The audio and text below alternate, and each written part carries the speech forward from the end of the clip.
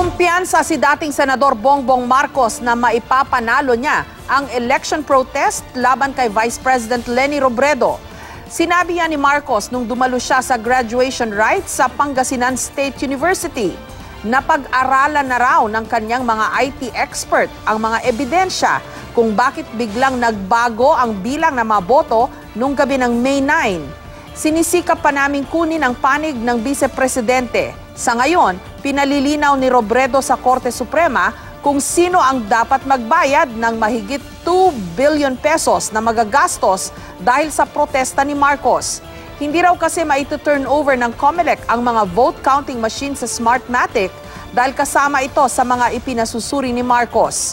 Sa July 11 nakatakdang preliminary conference ng protesta ni Marcos at sa counter-protest ni Robredo.